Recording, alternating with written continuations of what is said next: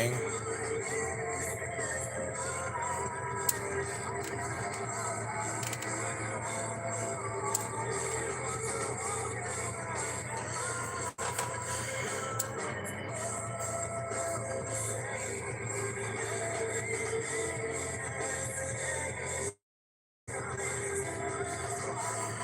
What's up, Griva Chilla?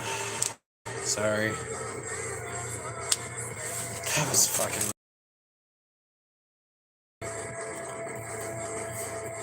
Yeah, so my phone fucking died in the middle of that stream.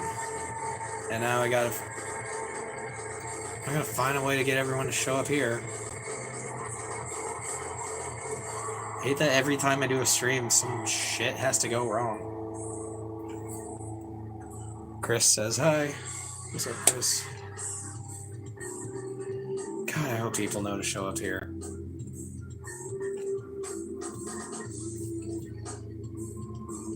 I'm gonna try sharing to Facebook again.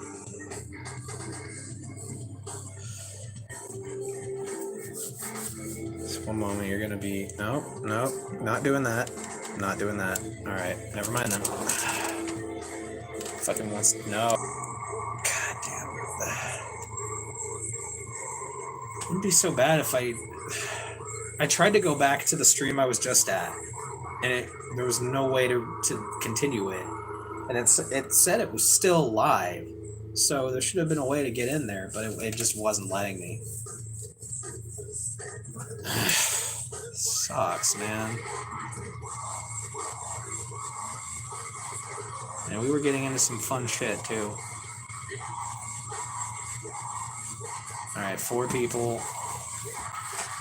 If y'all are seeing me on your screen, say something in the live chat, please. Let me know you're out there. Let me know I'm not just in a room here by myself. Yep. Okay. Cool. I don't know who all was in there that isn't here now, but if anyone knows how to get a hold of them and bring them here, do that if you can. Bluntila's here, hell yeah. Chat wouldn't let me type for a sec, yeah. Fucking YouTube. Fucking phones. We're always dying and shit.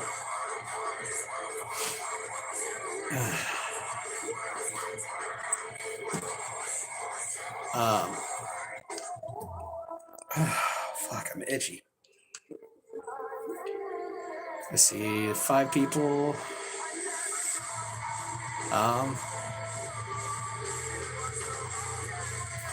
Consider getting up for a moment while people show up. Oh. Okay, so now people are starting to actually be in here hanging out. Yeah. Just trying to remember what I wrote at the past stream. You'll remember or not. That's fine. We'll talk about whatever stuff. All kinds of stuff. Daniel Heary says, yo, the mask is sick. Did you make it? Yes, I did. Originally, I made this mask for a Slipknot show that I was going to. It was the tour they did with King 810 and Korn. And that was one of the sickest shows I've ever seen in my life. But yeah, I made the mask for that. But I always kind of knew that I would want it to be a mask that could perform on stage for something. But once I had the mask look, completed and defined and had this, I was like, the next band I'm in, I have to wear it. And it just so happened to fit with the 13 project that I've had in my back pocket for years and years and years at that point. All right, I see like 9, 10 people. That's good. That's about as many people as were here last time. Anthony C says, what are you doing, you nut? I'm hanging out with people who listen to sick metal music. That's what. Tommy puts up the metal horns. Crybaby says, bonjour. Darren McDermott says hola. And Daniel Heary, so jealous you got to see them. Holy shit, that is so cool, man. I respect a fellow musician. Thank you. The respect is mutual, my friend. Sam Randall says, discovered 13 back in 2018. Hooked instantly, and I've been listening to Demise on repeat lately. Keep up the great work. Thank you. Hope you all are ready for October 13th, when Lost Souls will be released. And the 8th chapter of the 13 saga will be ours. Joshua Weber says, I got kicked off. What did I miss? You didn't get kicked off. My phone died, and therefore the stream died with it. And I'm using my wife's phone for this now. Kelly Keegan says, in honor of Pride Month, top or bottom? Just depends on how I'm feeling, honestly. Like, I could do either or. I'm very versatile.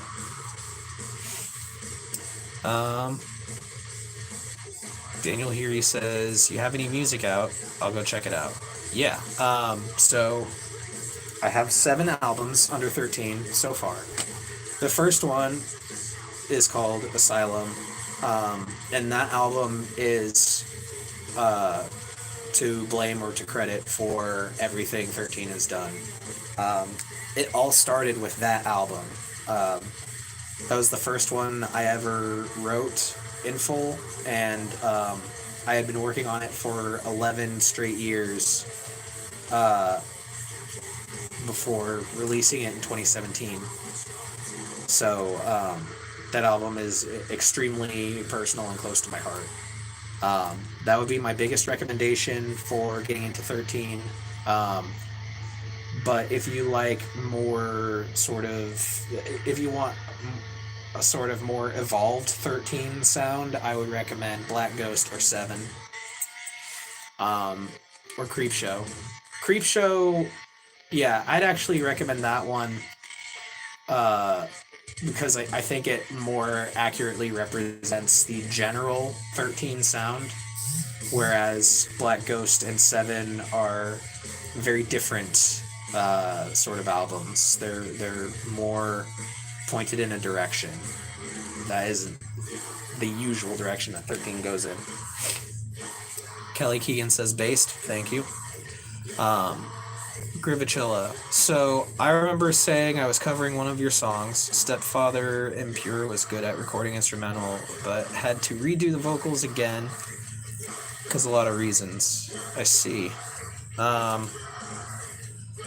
Well, I hope I get to hear it someday. I'm sorry the vocals are causing some problems. I hope that wasn't something I did. I don't know if I wrote the vocals in a way that is more difficult to cover, but apologies for that. Either way, I'm sure it will come out sounding great, and I can't wait to hear it.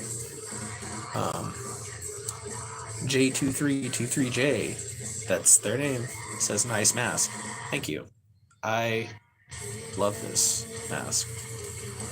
This is my real face. Nahuel Jorquit. I'm sorry, I'm butchering your name. I can't read Spanish. I'm sorry. But I'm sure your comment was very supportive, and I appreciate it. Joshua Weber says, does your wife have her own band, or is she a part of 13? She is the secret member of 13.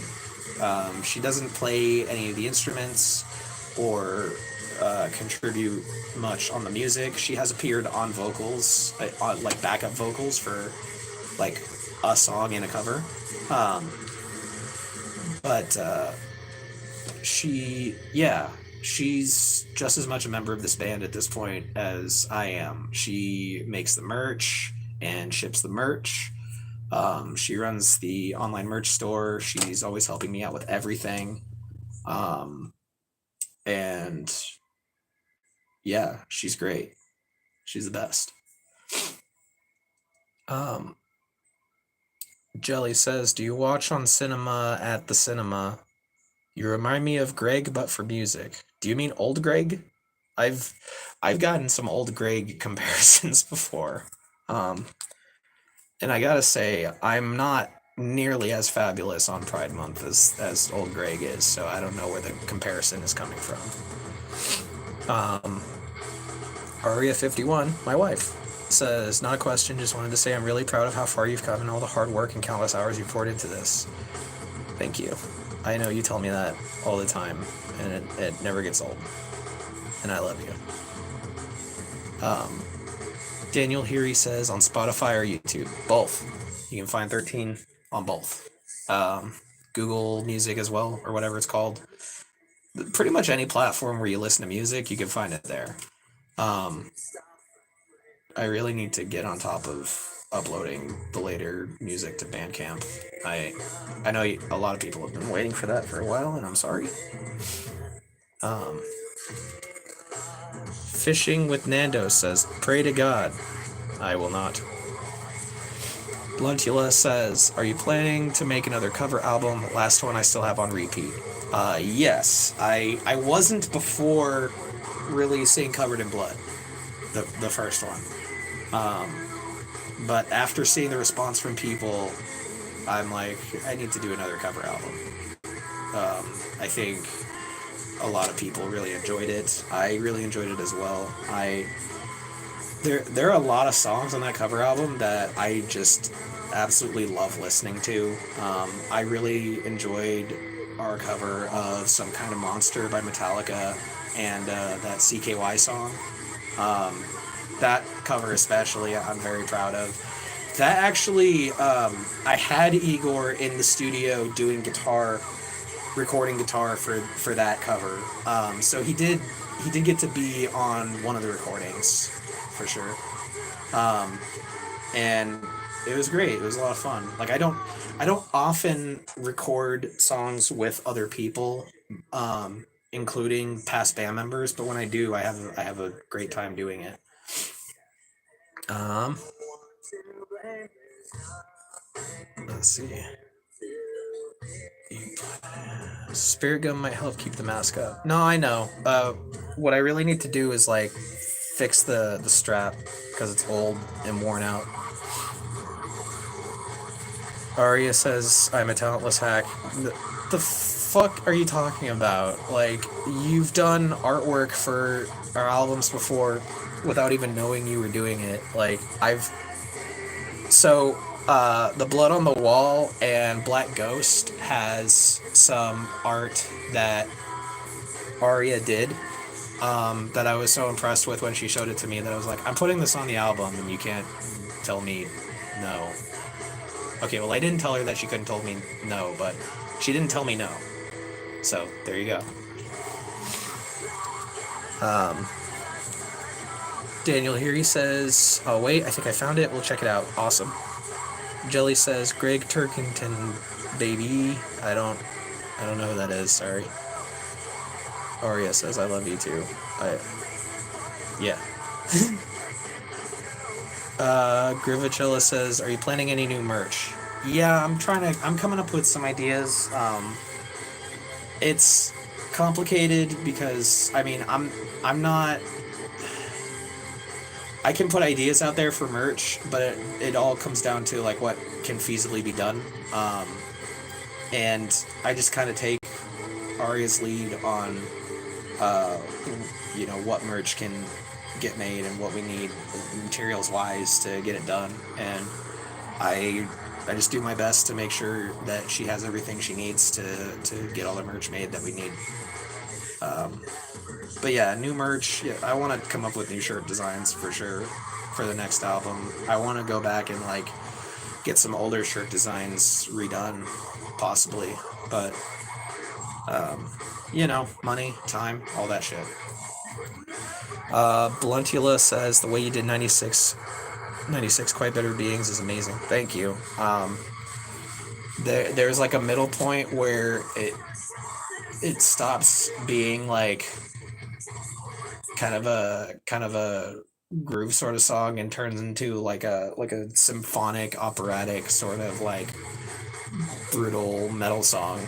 Um, and that's the kind of shit I love to do. Is, take things heavy or not and make them heavier. Um, it's something I really fucking enjoy doing. Grivachilla says, and I want to say that Arya 51's vocal is wonderful. Yeah, yeah. She was on um, Enhancing the Wounds on The Blood on the Wall. She provides the backup vocals on that song, and also on the One More Day Mushroom Head cover. She does backup vocals on that as well, and I love her voice. Um, Joshua Weber said, "Who inspired you the most, Slipknot, Korn, or whoever? You sound a lot like that type of music." Yeah, both of those bands were probably the two biggest inspirations for me. Also, really enjoy like Cold Chamber, Static X, The Cure, Suicide Silence, Killswitch Engage, the Black Dahlia Murder, Whitechapel, and like a bunch of screamo as well. Like I'm all over the place with like the heavy music I like, but I like a lot of heavy shit in the various forms that heaviness can be. Blantula says, as long with Strangelove. I really enjoy our Strangelove cover. I got to do some things musically on that song that the original song doesn't have, but I feel like it just enhances the experience. Like that the outro of that song is probably one of my favorite parts of any song that I've done. I really enjoy it. Okay, so Nahuel, who commented earlier in Spanish and I couldn't read it, said, "I love your music. I've been listening to you since 2019. Very fantastic, and the story of the band name is great. Thank you so much. I appreciate it."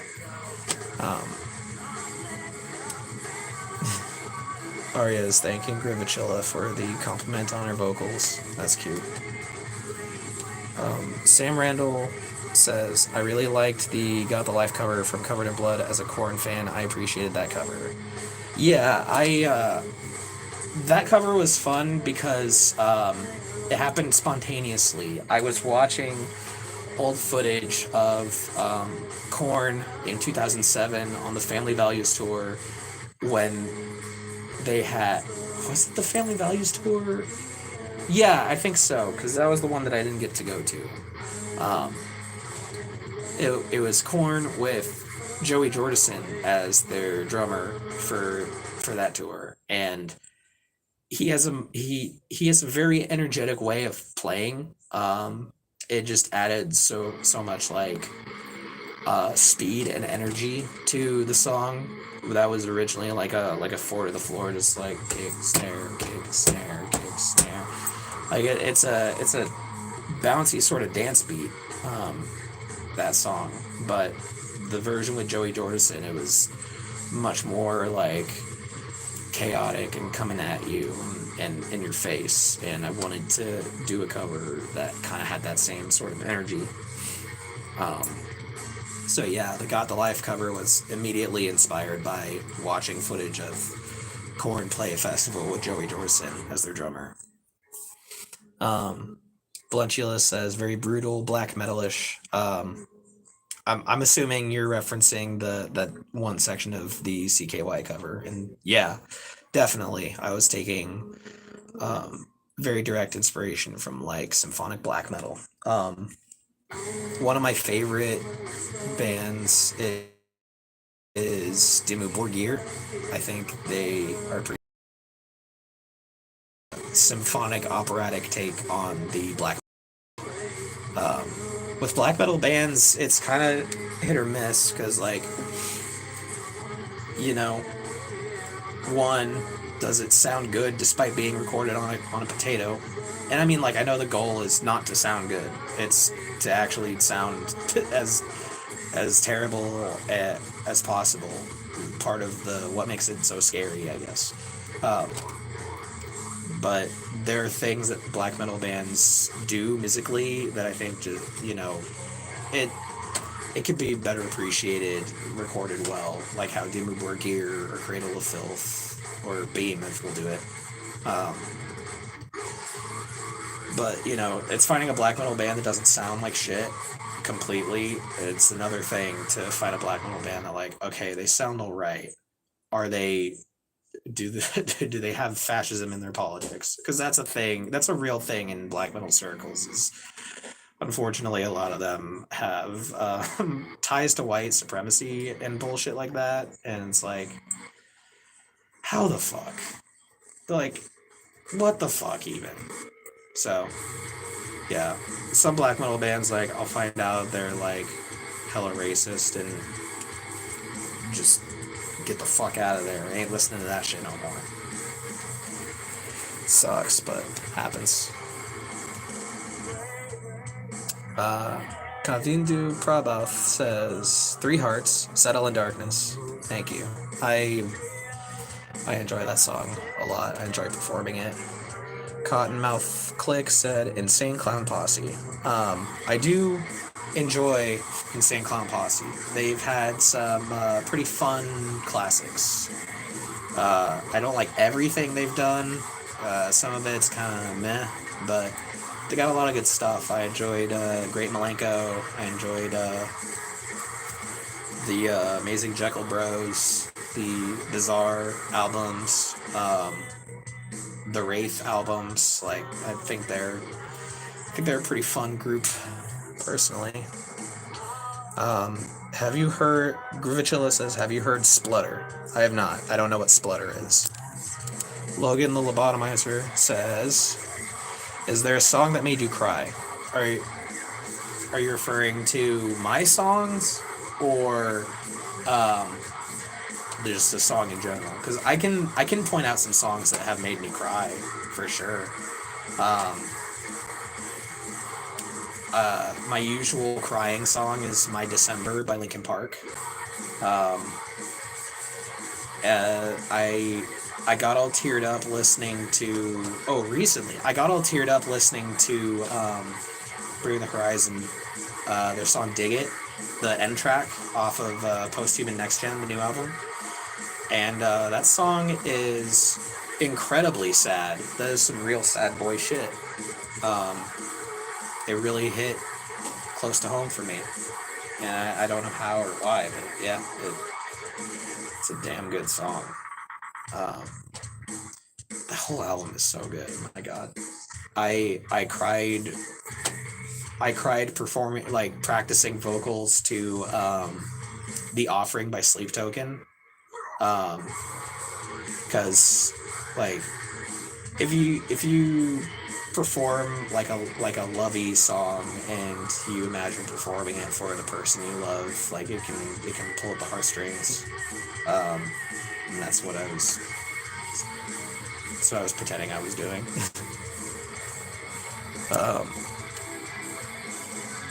Bluntula, this will be my last question and I'll let others ask, LOL, but how do you practice your vocals, as in screaming, growls, etc.? It took me a really long time to get to the voice that I have, but in the past I would just try my best to emulate what I was hearing. Like, I would do that all the time growing up anyway. Like, I would hear dialogue in like a cartoon when I was a kid and like try to like mimic it and get really close to the way it already sounded. Comes with the autism, I guess.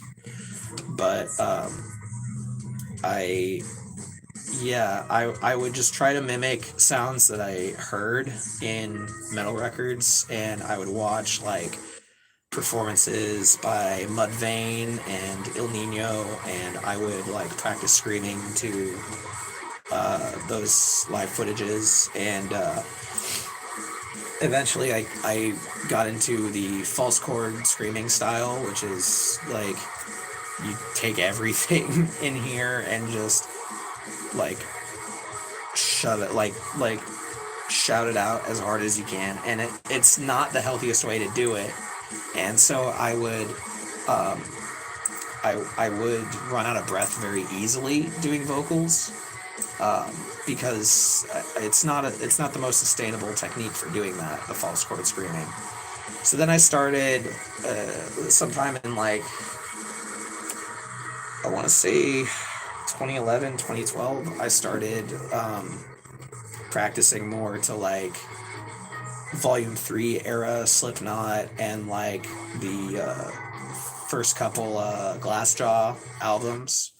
And, you know, the vocals on those albums are like high pitched, sort of like over, like, oh, like it felt like yelling, but it felt like yelling over on top of where my voice was. So, um, yeah, it was like a high pitched sort of yell scream, um, and I found that it was easier to regulate my breath doing that, but getting it to sound right was hard.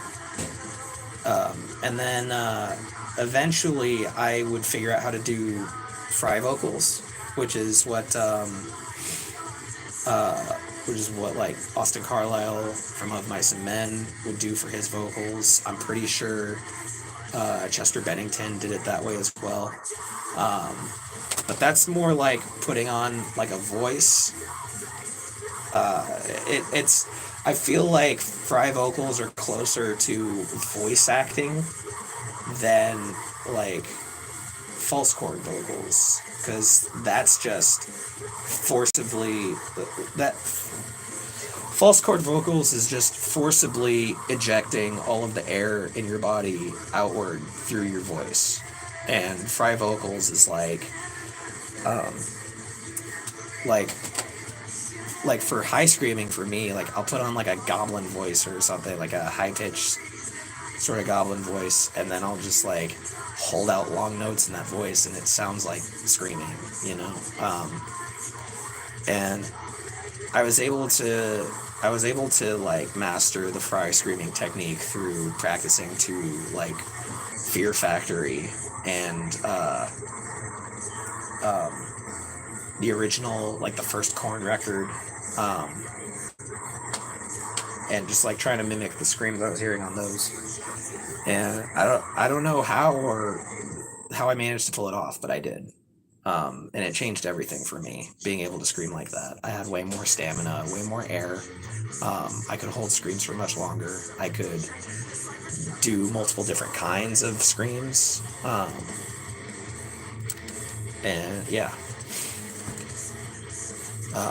But yeah, just try to mimic as much of what you're hearing as you can, and that's how you end up screaming.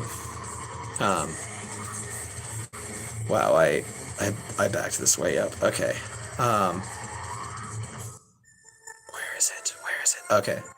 Omnium Shadow 24 says, "This goth girl I hooked up with became a fan. She loves enhancing the wounds." That's awesome. I'm glad she enjoyed hearing 13. Joshua Weber says, "Have you ever had a band or artist come up to you as a fan?" Yeah, a couple times. I've played shows with other bands who um, were big fans of 13, and granted, they were local, I was local. It, you know, like I've had people approach me as if I'm like some big like national international touring act, and I'm not really. I'm just a dude in a mask in a bedroom. um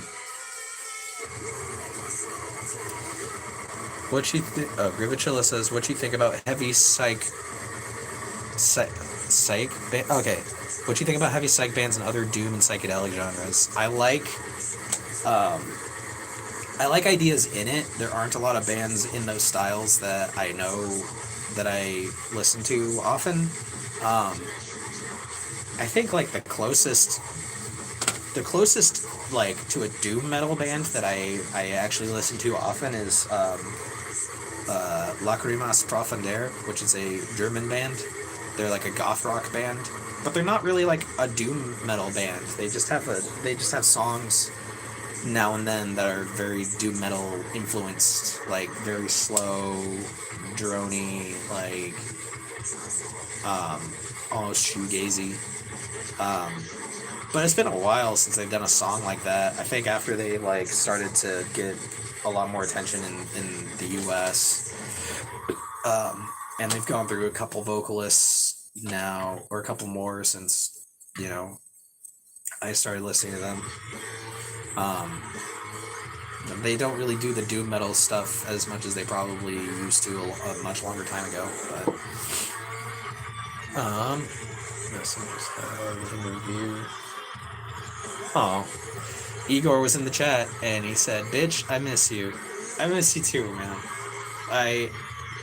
I hope someday soon I'll get to visit you and we'll get to play some Yu-Gi-Oh! And some Magic and Smash Bros. And all the fun things we used to do."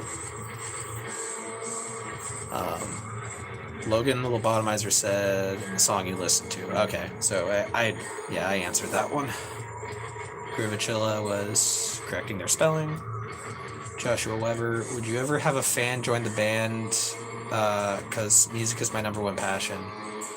I mean, technically, I've done that. Like, I've had like past members of 13 have joined as coming to the band as a fan of the band. Igor was like that. He came to me and was like, "I really love what you're doing with this project. I want to be a part of it." There was actually a time when both Igor and Legion were in the band with me, but I didn't know that Igor could play guitar, and so I had him as the drummer. But I didn't know that he was better. I didn't know he was a much better guitar player than he was a drummer, and I had no idea, of his skill set until after I had like.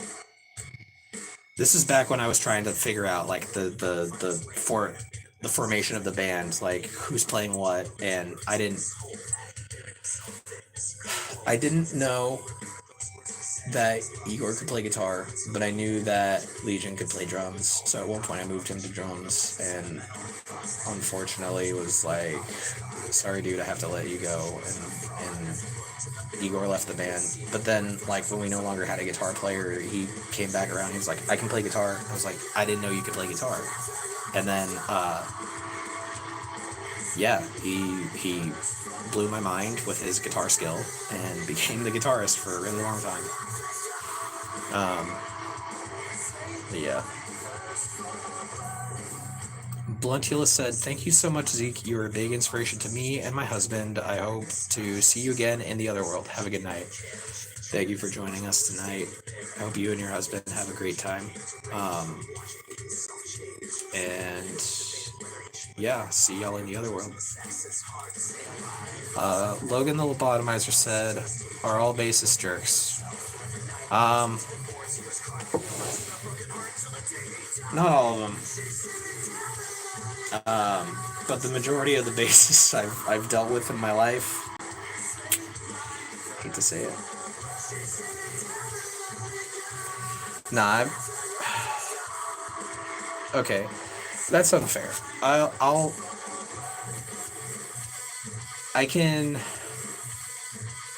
Not every bassist that 13 had was a jerk. I will say that much. But the ones who were jerks know who they are.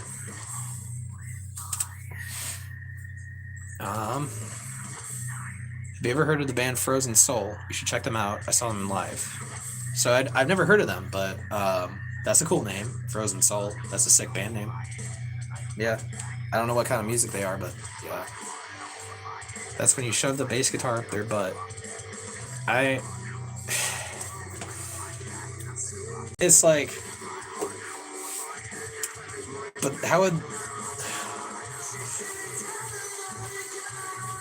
Alright, you might have a good idea there. Maybe that can correct some of the behavior. But I'm not I'm not gonna try experimenting with that just yet. As of now, I don't have a bass player, so it's whatever. Omnium Shadow 24. They are death metal from Texas. Sick. Hell yeah. I'll check them out. Igor said, it's cool hearing my story with the band over this. LOL. Love you, bro, and hope to see you soon. Maybe we can play another show someday. Absolutely. I would love that. I think it would be cool if I can find a person in like multiple different states, multiple different cities who can play all the guitar parts well enough to get on stage with me live. And so like if I were to tour, I can't type right now, but hello, Colt. That was Aria. She said hi to Igor. I don't know if he still wants me to call him that, but I mean, sorry. But yeah, yeah, if I'm like touring, I go out to a city and there's someone there who knows how to play guitar to everything, they can get up on stage with me. Go to the next city, there's another person who can play guitar for me, and that'd be a cool way to structure the tour. I'd have to like really know that these people can do it, but maybe. What if? I am always Igor, my dude. Hell yeah. Hell yeah. To me in this band, you'll always be Igor, but you are, as always, whoever it is you are. You decide that. You're not good. You're not down with guitar sodomy as a punishment. No, because then I have to wash it. I'm the one who has to clean it up. That's usually how it goes. Like, you can't just shove things up a person's butt and not expect to have to clean it up. If you're the one putting that whole event together, you should take the responsibility of the cleanup. And I'm not doing that.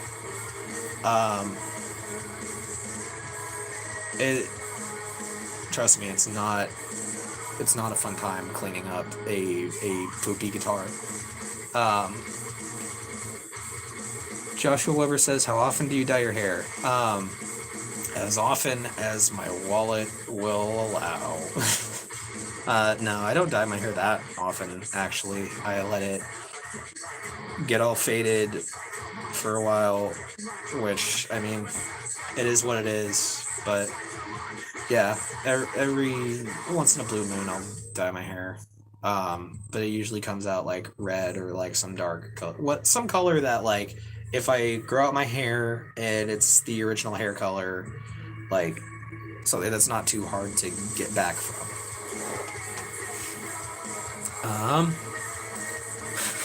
As part of the punishment, they have to clean it off themselves with their tongue. I mean,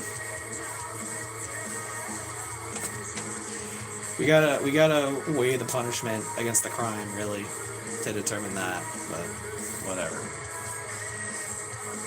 I hope I can see someday your show with Igor. That would be sick, dude. I'd be down to getting in contact with somebody to go out to Russia with to play for y'all. Because I also want to play with the guys in Burden of Hatred. We did that song with them a couple years back. We want to perform it live for all of our fans in Russia. We have a lot of international fans that I need to play for, and it's tough. It's tough getting out of my house to go to one show in my own city, let alone get on a plane to play elsewhere, but I want to make it happen. Okay. Alright. Looks like that's the last comment. There's still 10 people here. Y'all have any other questions for me? Anything about, like, the previous lore stream? like a month or two back or something.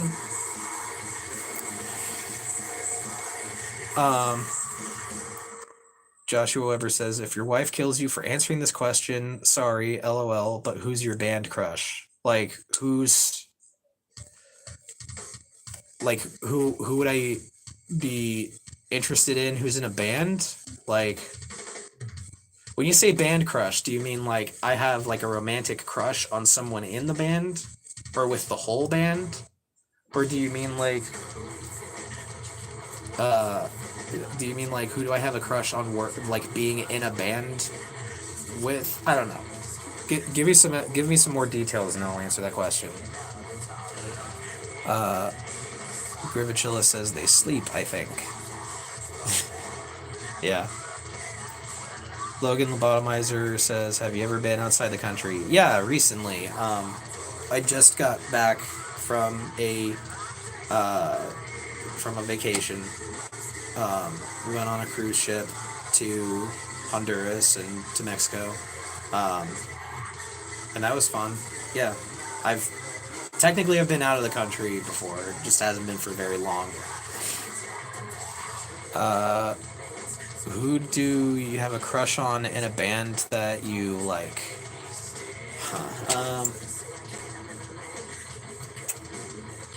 Trying to think. The dude from Glassjaw. He's hot. Also,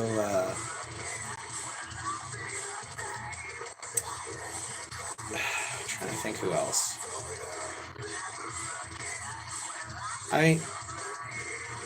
Pretty safe choice, but I like Amy Lee from Evanescence. I think she's pretty, and she's got a great voice, and she's a good songwriter. Yeah. Trying to think more people who are in bands. I feel like there's one. I'm having trouble thinking. I also don't often think about like people who I have crushes on. Chris Motionless. Oh yeah, definitely. Chris Motionless and Rhea Ripley. That is my dream threesome. Foursome, including my wife. But yeah, that's definitely one.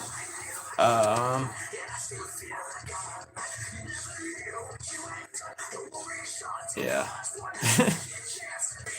I'm ready to move on to the next question, y'all. What's going to be the lore of the new album? Will Zeke be saved? Zeke 13 is not a part of this next album's storyline. He wasn't really a part of 7's storyline either. The 7th, 8th, and 9th albums will be connected story-wise. It'll be about it's about a different set of characters than have been established before that point. So, Prince Juno and Geraldine, who are the two main characters of 7, they're also the main characters of Lost Souls.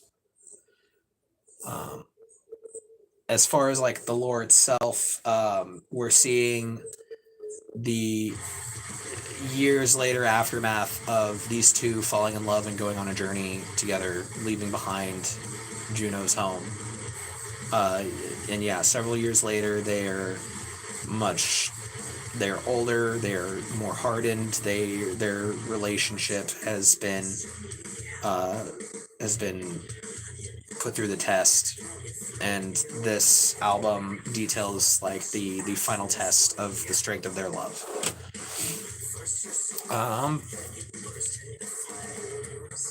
Now, who else says, did you think about going on tour or go to other countries? Yeah, of course. I would love to go on tour. I would especially love to tour to other countries. I know, like, a lot of y'all are in, like, Russia and South America and,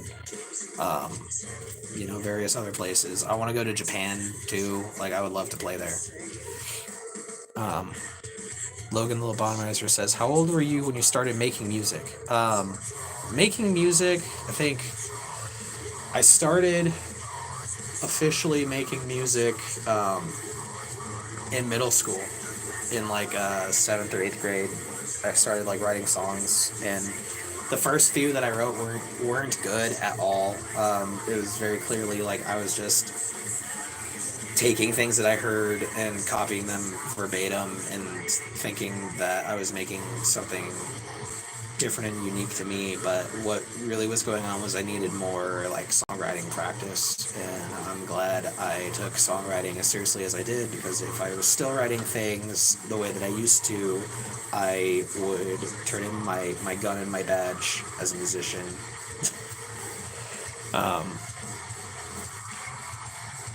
So where we see Zeke 13 in the new albums. Zeke 13 will not come back into play for a couple albums, but he'll be back. I'll be back. Joshua Weber says your music would have been great for The Crow. R.I.P. Brandon Lee.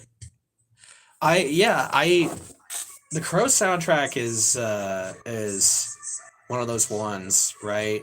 They had like they had Sean Olsen by Korn. They had that Dead Souls cover by Nine Inch Nails. They had a couple other ones too on that soundtrack. And yeah, The Crow, Spawn, Queen of the Damned, the Saw soundtracks, Freddy vs. Jason. There's so many like iconic film soundtracks that contain like sick entries from like rock and metal bands. Like it's also cool like how often bands will put in like B-side songs or like rare tracks that they don't put on their albums. They'll put them on like those soundtracks and stuff. Logan said, "Are you a fan of Guar?"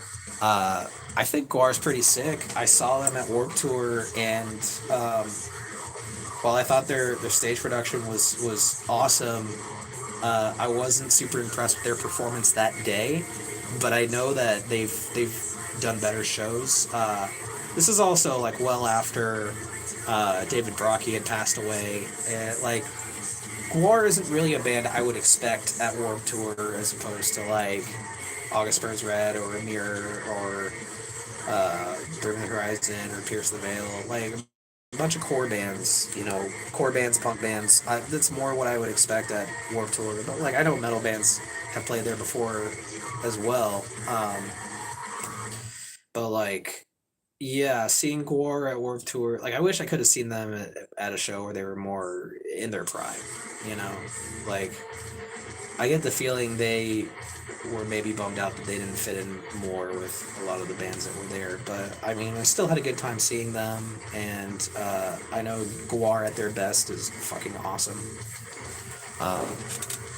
Logan also said the Saw soundtracks have some bangers. Yeah, that was how that was one of the ways I got into Mudvayne, was they did that song "Forget to Remember" off of Lost and Found. They put it on. They did the music video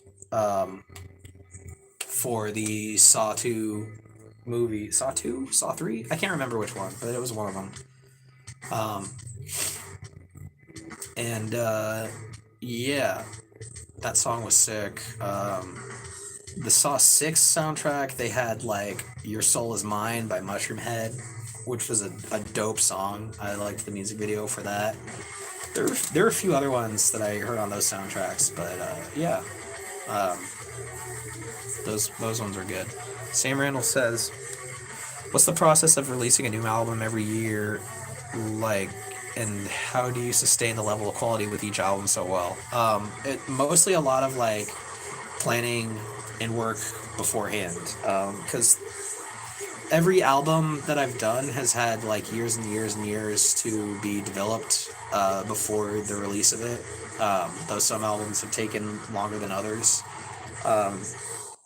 Like Asylum took 11 years to make and then release in 2017.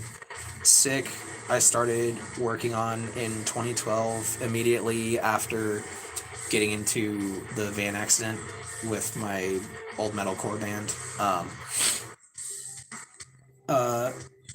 Impure, I believe I made that album like 3 years ahead of when it was released. Yeah, every album has like a different development story. But we're starting to get into the territory of albums that have the least amount of time to be worked on. Um, but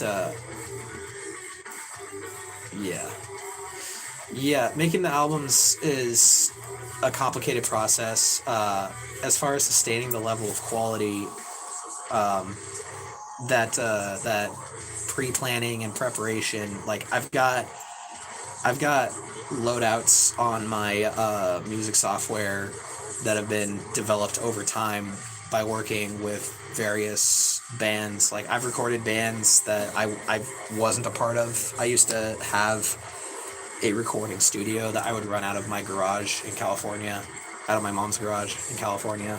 And I recorded so many bands doing that, and working in that industry, you start to develop like a signature sound, a signature mixing style, mastering style, and I worked, really hard on developing those. Used them for bands all throughout the years. Records I've produced, and yeah, it's just over time you develop a formula that works.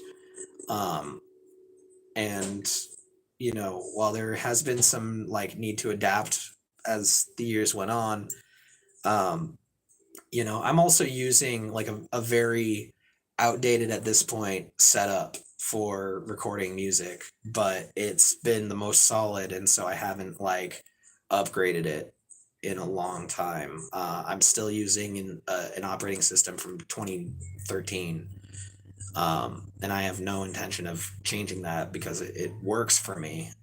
It's how I'm able to achieve the sound that I have. So yeah, um, here's hoping my MacBook doesn't get fried in the next few years. Um, Joshua Weber says, "Oh my God, I'm a diehard fan of the Saw movies. Can't wait for part 11." So I like the Saw movies. I saw all of them up till the seventh one. That was the last one I saw, the one with Chester Bennington in it. And I thought, I thought he was awesome in it, but the movie itself was kind of a mess. Uh, I thought the saw traps no longer had much to do with the story. They were just kind of there, and they were cool scenes, but there were a lot of moments in that seventh Saw movie where I was like, what does this have to do with the plot? Um, and I liked the ending. I thought the ending of it was cool. It was also just a little predictable, um, but that's not that's not something I fault the movie for too much. There were other things that were a bit more glaring problems. But yeah, after that Saw movie, I haven't seen any of the newer ones. I need to catch up. Grivachilla says, strange question, but what Russian bands do you know or listen to? I I mean, obviously, Burden of Hatred, they're awesome guys, and they write awesome stuff. Um, there was a deathcore band, like, several years ago that I heard called My Autumn, and they were pretty sick. That was the first time I had heard the Russian language being screamed in deathcore music, and thought it was sick as hell. Um, I enjoy the Kostalom album by Slaughter to Prevail. I think their sound and their style is um, really, really good. I think their star is rising. Um, I think they're positioning themselves as the new it band in metal. Um, but I do think that Alex Terrible needs to shut the fuck up a bit, because he is talking too much and revealing too much about his psychology, and making it more and more obvious that he's kind of like actually like insane, like to a problematic degree, I would say. Like, and unfortunately, he shares in a lot of the same insanity that a lot of people in America are going through. But yeah, Slaughter to Prevail is pretty sick. I just want Alex to stop talking and get back to screaming. Um, Also, the more he hangs out with Ronnie Radke, the more concerned I get. Because that is not a good dude to be associating with. Let me see what else we got. Carl says, I strongly believe that if you increase the reach of the songs, you can easily get into hype. Love for a Brazilian fan. No, yeah, I know. Like, I don't want to be super popular, so I don't make as much of an effort to, like, really, try and attract more people into the band, especially because, like, every other day I see a notification that, oh, some new person has commented on your music, some new person has, like, sent you a message. Like, I get notifications, very often of people who, are just stopping in to say they just discovered me and they enjoy what I do. So, like, I see people still coming in. Like, I don't see a need to try and make myself bigger and more popular, because I don't want to be overrun by fame, and I don't want to make this music um, be for the purpose of, like, fame and fortune. Like, this music, the whole reason I'm making it, the whole reason I'm doing it, is because of a personal uh, goal that I have for myself. And it has nothing to do with money and fame. It has everything to do with art and expression. And chasing fame and money will get in the way of that. It has before. It has with this band before. You know. Logan said, I didn't get introduced to Mushroomhead until high school. Yeah, same. I think it was like 2005, 2006 when I got into Mushroomhead. They had their Double X and their album 13.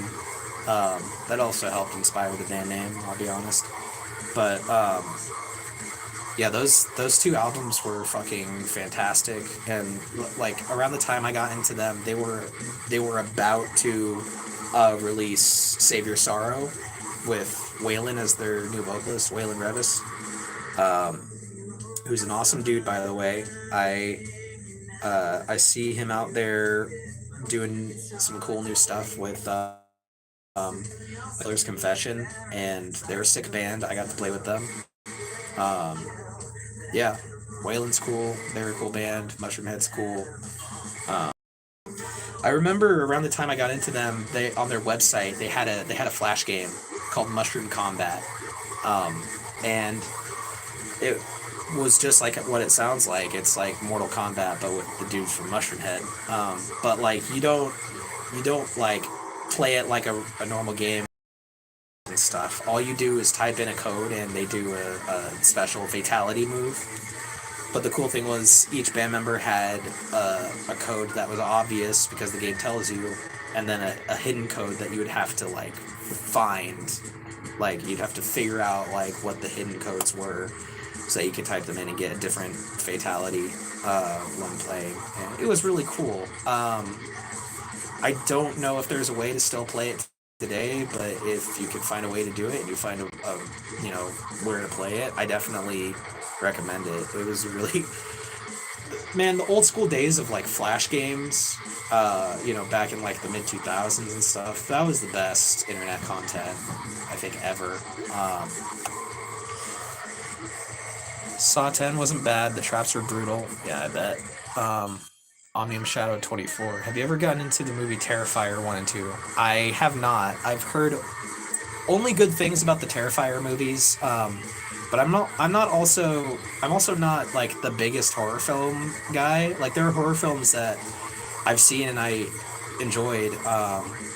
I think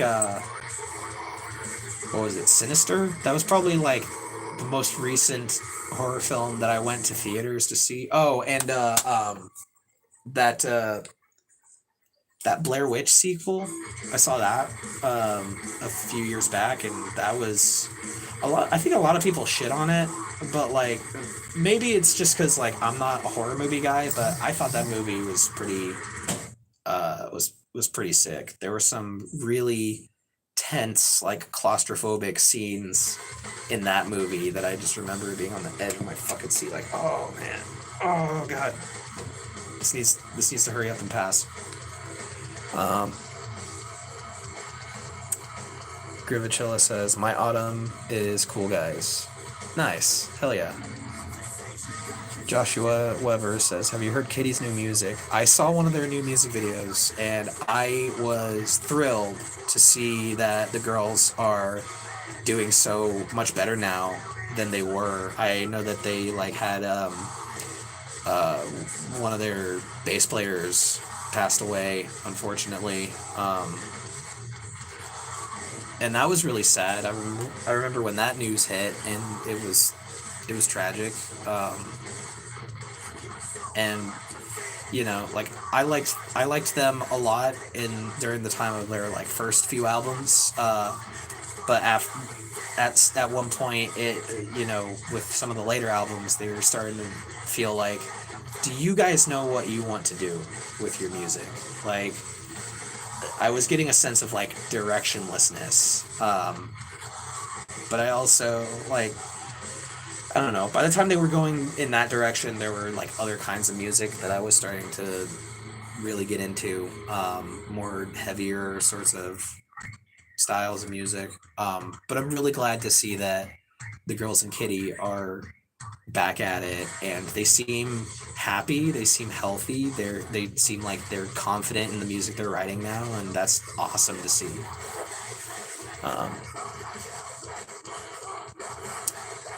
I gotta figure out how your name is pronounced. Are the drums in 13 programmed? Yes, all the drums in 13 are programmed. Programmed drums is so much easier than recording drums, especially because I do not play drums very well. I would need to hire a drummer to perform the drums if I was recording them that way. I'm glad I don't. I program the drums myself. I try to make it sound as much like a real human drummer as possible. I don't like to program my drums in ways that like a person could not feasibly play what is being written. And I know that's a challenge that a lot of like bands that use programmed drums have, because sometimes you program drums in a way that's like, how does a person play that without being an octopus? But I don't do that. I try to make it sound as human as possible. Terrifier is brutal. Yeah, that Newgrounds had the best Flash games. That is also true. What Logan says, what kind of movies do you watch? I don't watch nearly as many movies now as I used to. But a lot of y'all there? Sorry. It like the stream cut out for a second and I disappeared. All right. Yeah, what kind of movies do I watch? I grew up watching a lot of like Superbad, Step Brothers, Hamlet 2, Hot Rod, a lot of funny stuff, the Austin Powers movies. I'm a big fan of like Kevin Smith, like the Clerks trilogy, Dogma, Chasing Amy, Jay and Silent Bob Strike Back, Star Wars. I'm pretty far behind in like the Marvel movies, like the MCU movies especially. I still haven't seen any of their Spider-Man films. I've seen all the other ones before those ones. Like I've seen all the like Tobey Maguire and Andrew Garfield Spider-Man movies. I need to catch up because I still have not seen No Way Home, or yeah, that's the one, No Way Home. The one with all three of them. I need to see that shit. Let's see. Joshua Weber says, "What's your favorite movie that you can watch 24/7?" 24/7. Probably Scott Pilgrim versus the World. That's a great movie. And the music in it is fantastic. I feel like there are other ones that I could watch 24/7. Yeah, I can't think of one right now. Sam Randall says, "Saw A Killer's Confession at a local venue where I live in Pennsylvania. Unfortunately, only show I've ever been to." Damn. I mean, great band to get your introduction to what metal shows are like. For sure. They put on a good show. Yeah. I hope more metal shows happen in your town, dude. Because, man, they're so much fun. Omnium Shadow 24 says, "Flash games I liked was shit from Newgrounds and Stick Page. I have a feeling they might release Flash games for consoles." I wish they would do that. That might be tough to do. I don't know, especially because like there's so many Flash games you'd have to track down like each individual person who made them to put them on a compilation. I do know that like Tom Fulp from Newgrounds made that game Alien Hominid, and that started as a Flash game, but eventually ended up on consoles. It was on like the GameCube and the PS2, way back in the day. And yeah, that was a Newgrounds game that ended up on console. Stealth Rush says, "Are you spiritual?" Spirituality is a weird thing, right? Because like a lot of it, I think, comes down to what your brain and your psyche wants to tell you. It comes down to what your psychology, how your psychology frames like what you want to think and believe. And so like a lot of people, they find God because they're looking for God, but like you could take anything you see and like find God from that. Just like I remember hearing a story about like this person cited like this person who went to war. Like he was in a situation where like he was unsure if he was going to make it through.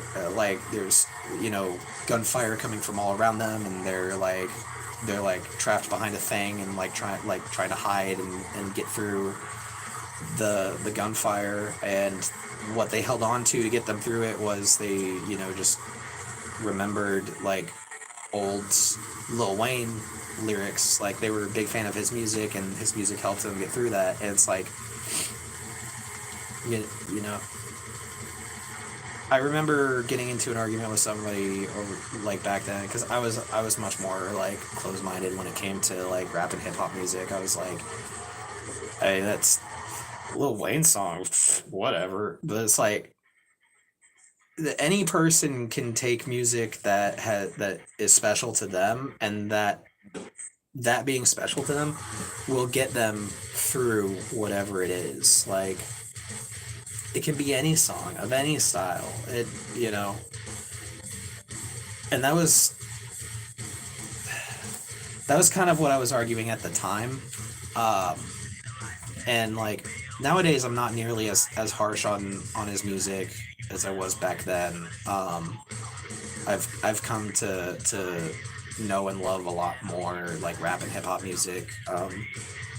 And like while I never got into Lil Wayne's music, I don't see him as much of like a clown as I did at the time, especially when you have motherfuckers like Kanye and Drake running around. But like it's that same kind of thing, like where you can put your faith into anything and find the God you're looking for. Whether that be in religion or in music or in art or anything. Like it's spirituality has so much to do with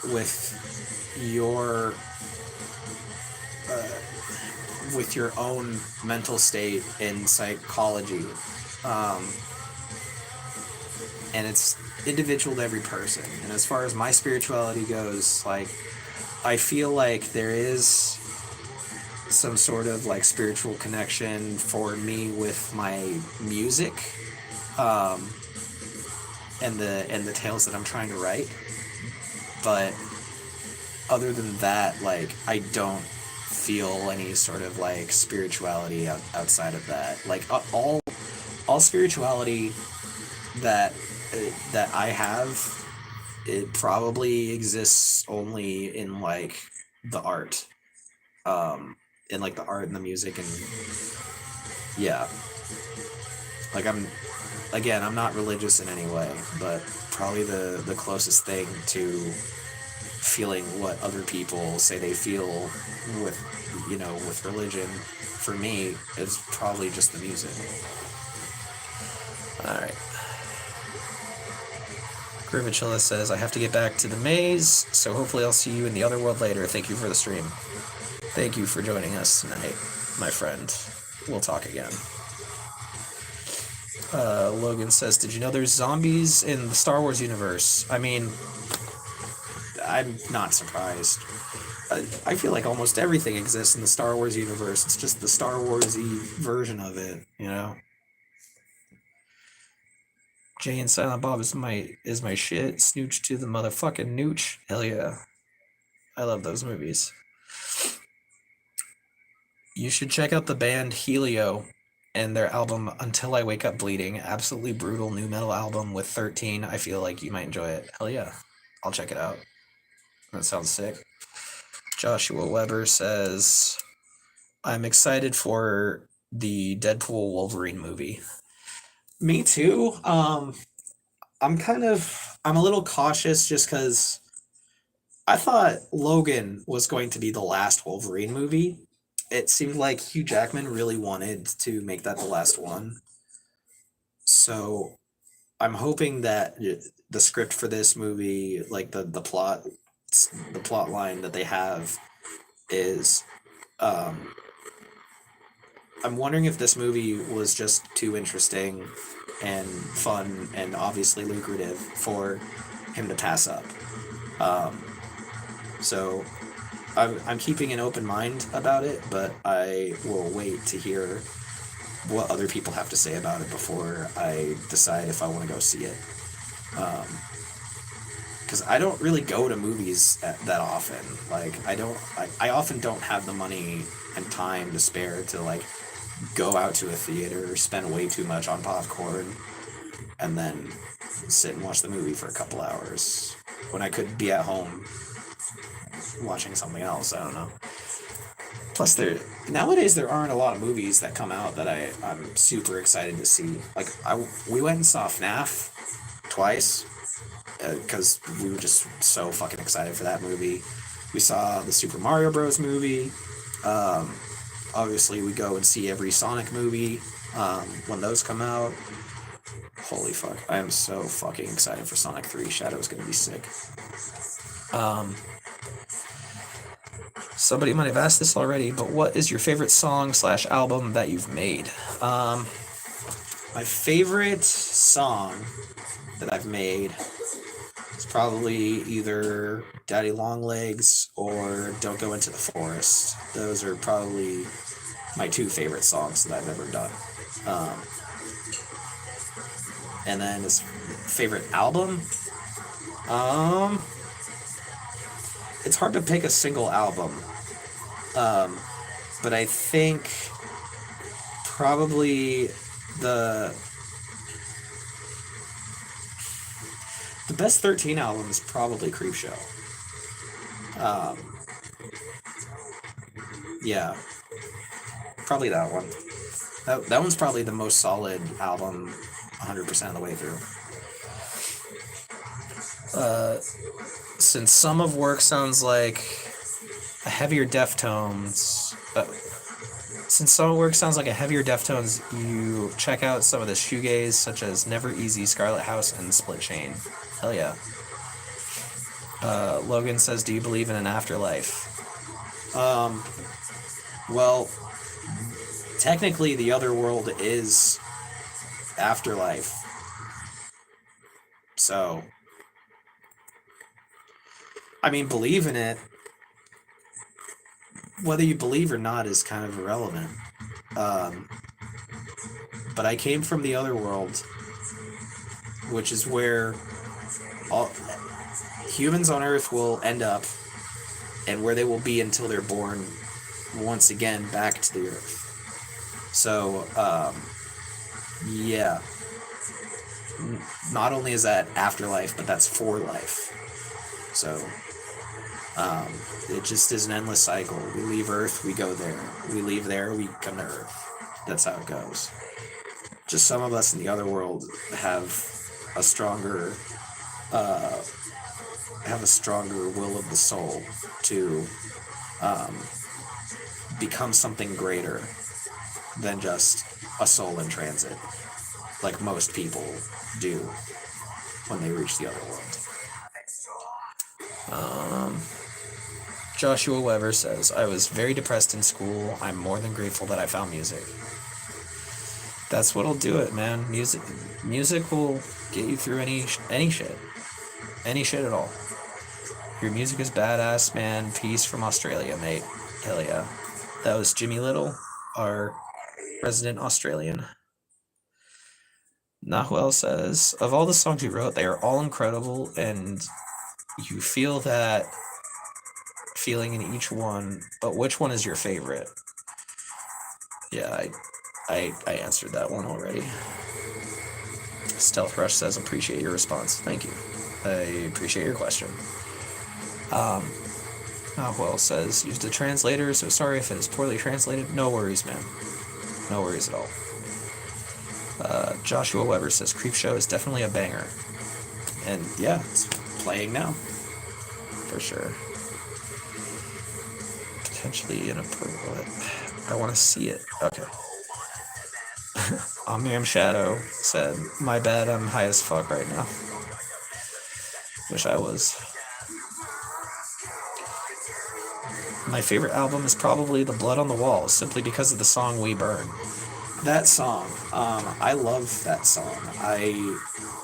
My friend Howard Black, who features on the song, he wrote that song when we were in a band together in high school called Butcher Cassidy and the Slam Dance Kids.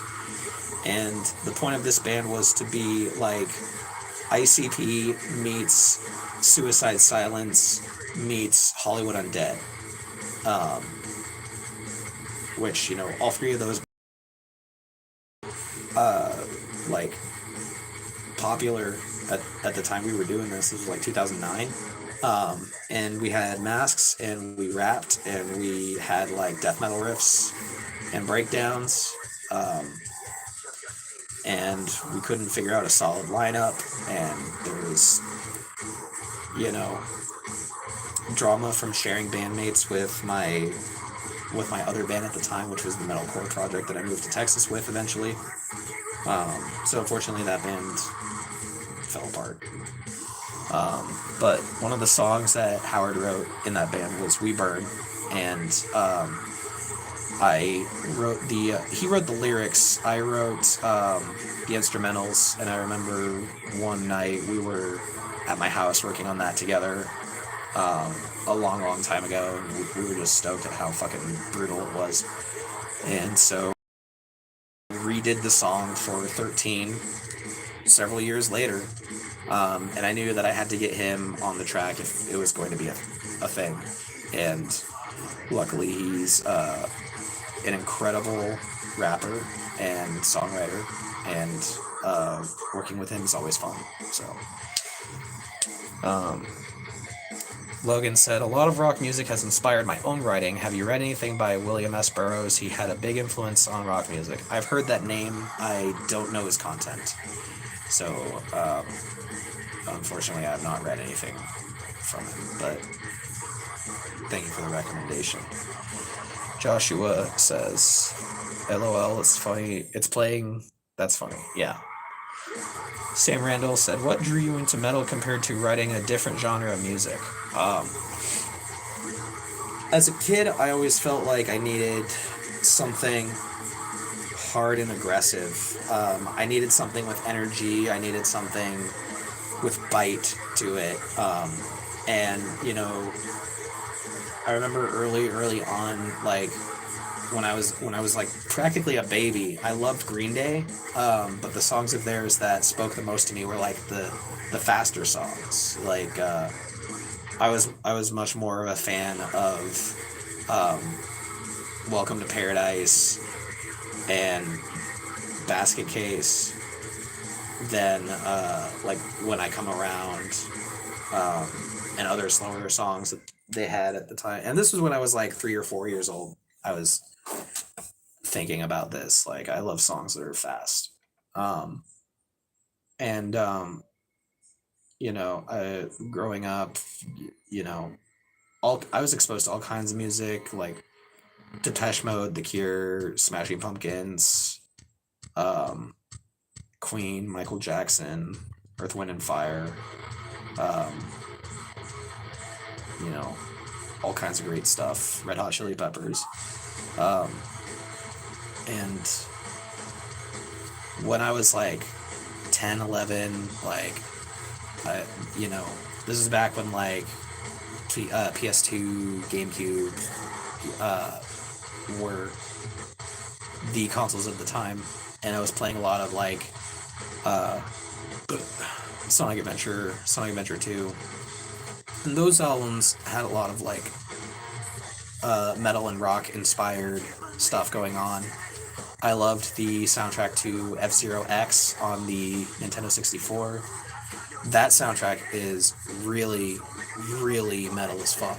Um, and it's cool because like there's no like tracked guitar; it's all MIDI guitar, and it sounds like fucking Megadeth, Iron Maiden tier like speed metal. But yeah, I was just always drawn to like heavier, more aggressive, more passionate type of music. Um, got into Linkin Park, Hybrid Theory, Sum 41, their first three albums.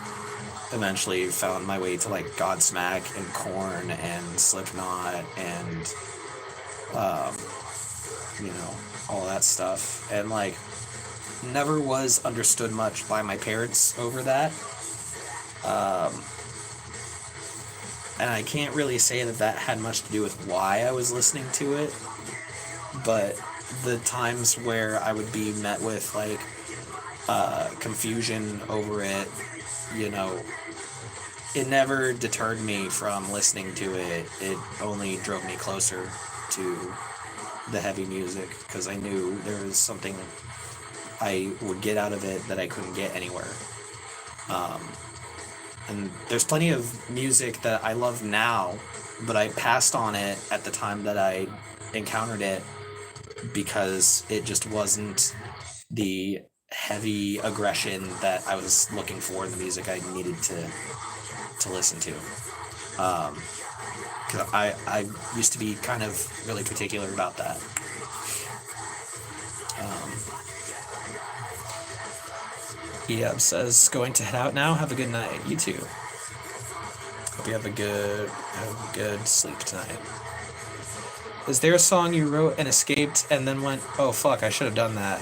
Yeah, actually, Enhancing the Wounds was a song that I recorded a demo for when I was in high school. I had a different idea of who I wanted to do guest vocals on that song. Um, but eventually I decided, like, this song is not really gonna do anything or do or be anything. Like, it's not gonna go anywhere. So I deleted it, thinking that, like, I was never gonna use this song again. And then, what's funny is, like, I deleted the lyrics too, so I didn't have the demo or the lyrics that I wrote anymore. But years and years later, when I was like coming up with songs for the Blood on the Wall, I could remember the lyrics that I wrote exactly. Like, they were still fresh in my mind several years after high school when I wrote it. And I ended up remaking that song entirely from memory. including all of the lyrics. The lyrics are not really all that different from what they were originally, but I managed to, put it all back together from memory. It was completely deleted, erased, removed from history, but it lived on in my brain, and I was able to put it back together somehow. KMC says, nice to see you streaming. By the way, your page on Tidal is mixed up with a bunch of other artists. Might have to contact them to fix it. Yeah, I know. It happens a lot. I'm not the only artist out there called 13. And unfortunately, a lot of these music services don't think that might end up being a problem for some artists having the same name, so they just kind of shove all of them into the same page, and it's really annoying. And like Spotify was able to help with that, so all of my stuff is very cleanly on its own page. YouTube Music is really annoying with how they've had it set up. I don't know anything about the Tidal platform. I just know that it's a thing out there that some people use, so I might reach out and contact about it, but I also don't know. I don't know what they can do, if they can do anything, but maybe someday I'll find out. Omnium Shadow says F-Zero would be like melodic death metal and a little power metal. Yeah, definitely. It's a great soundtrack, though. There's so much incredible video game music, and a lot of it has directly inspired 13, for sure. Like, I wrote a song for one of the future albums that was directly inspired by music from the Mega Man X games, and for that album in particular, I want to use more influences from like gaming OSTs and stuff like that, some J-rock type of stuff.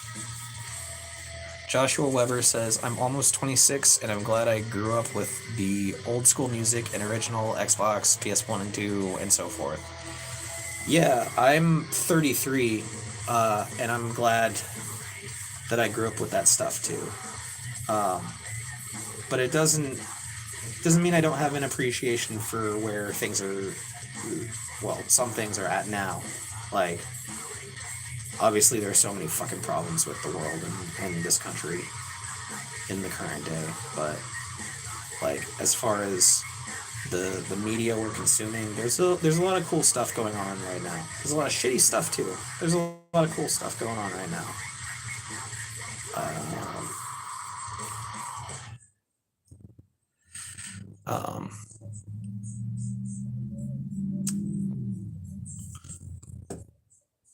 I'll come get dinner in a second. I'm gonna close out the stream very soon so that I can eat dinner.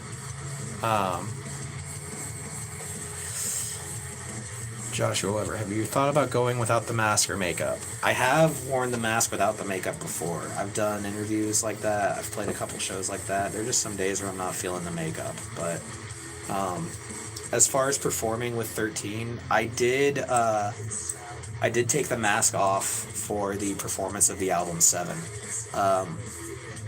And I think that will be the only time that 13 will perform any music without me being fully masked. And that's by design. I wanted that particular performance to have something completely unique about it from the others. And not having the mask, that was it. Alright. Okay, so I think it's time I put an end to this stream.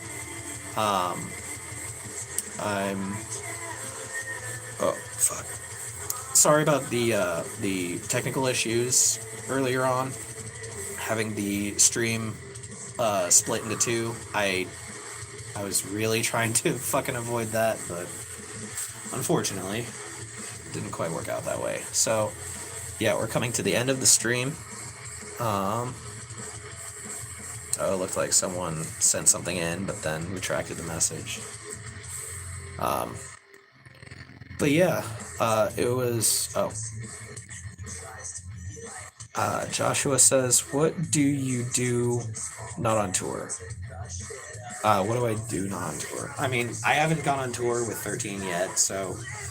But when I'm not doing 13 stuff, I'm playing video games. I'm drawing. I'm like fucking around on the computer. I'm like lately I've been like reorganizing all of my MP3s because I still keep a library of MP3s. Because sometimes the music streaming services are unreliable and stupid and fucked up. So having a collection of MP3s that I know will play with or without an internet connection is nice. Um, but yeah. Okay. Yeah, so the stream is ending. I'm gonna go eat dinner, and thank you for joining me tonight. Thank you for hanging out and asking me a bunch of questions. And really cool to be on stream. Hope to be on another one soon. Have a great night and stay safe. Thank you, Sam Randall. Krim says, does your music generate a good income or do you have a regular job? I have a regular job. The music, there is income, but it's very slow. Very, very slow. Had fun being here. Can wait for more. See ya. Hell yeah.